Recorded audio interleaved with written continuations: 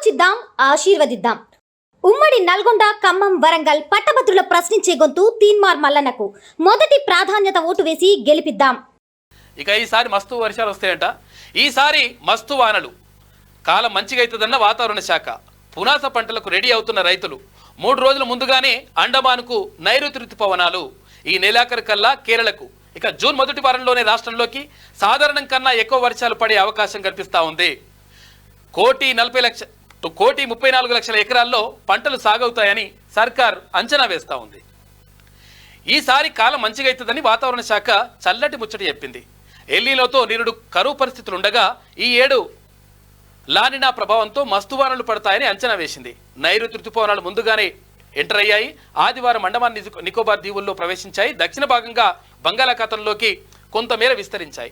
మరో వారం 10 రోజుల్లో కేరళ తీరాన్ని తాకి ఆ తర్వాత వారం రోజులు అంటే జూన్ మొదటి వారంలోనే మన రాష్ట్రంలోకి ప్రవేశించే అవకాశాలున్నాయి. ఇప్పటికే రాష్ట్రంలోని పలు ప్రాంతాల్లో రైతులు పునాస పంటలకు ఏర్పాటు చేసుకుంటున్నారు, దుక్కులు దున్నుకుంటున్నారు.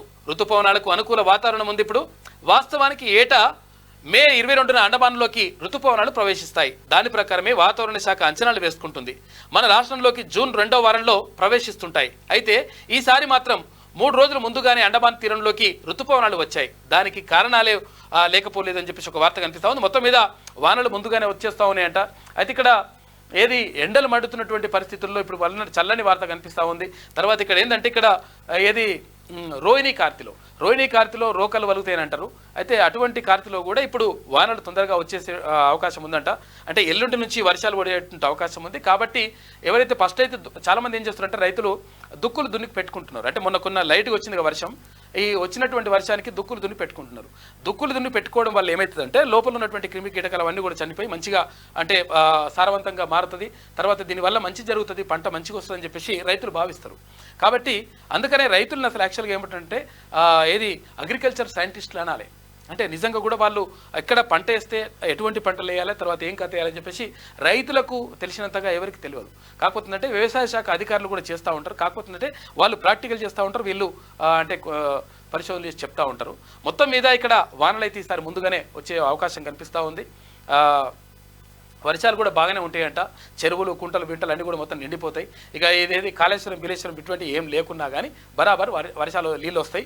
అప్పుడు మళ్ళీ మేమే కాళేశ్వరం నీళ్ళే వచ్చినాయని కూడా కాక అంటాడు. ఇటువంటి మాటలు కథలన్నీ ఉంటాయి. ఇక ప్రాజెక్టులకు వరద, సాగునీటి ప్రాజెక్టులకు కూడా ఈసారి వరదలు బాగానే ఉంటాయని అధికారులు అంచనా వేస్తున్నారు. నిరుడు క్యాచ్మెంట్ ఏరియాల్లో వానలు లేక ప్రాజెక్టులకు వరదలు రాలేదు. వచ్చిన కొద్దిపాటి వరద కాస్త కర్ణాటకలోని ప్రాజెక్టులు నిండడానికి కూడా సరిపోలేదు. దీంతో మన రాష్ట్రంలోని కృష్ణా బేసిన్లోని ప్రధాన ప్రాజెక్టులైన నాగార్జున సాగర్, శ్రీశైలం ప్రాజెక్టులు గత 10 ఏళ్లుగా ఎన్నడూ లేనంతగా డెడ్ స్టోరేజ్కి చేరాయి.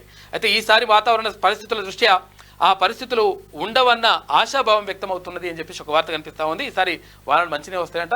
ఇవేవి ప్రాజెక్టులు కూడా మంచినే నిండుతాయి. ఆలోచిద్దాం, ఆశీర్వదిద్దాం. ఉమ్మడి నల్గొండ, ఖమ్మం, వరంగల్ పట్టభద్రుల ప్రశ్నించే గొంతు తీన్మార్ మల్లన్నకు మొదటి ప్రాధాన్యత ఓటు వేసి గెలిపిద్దాం.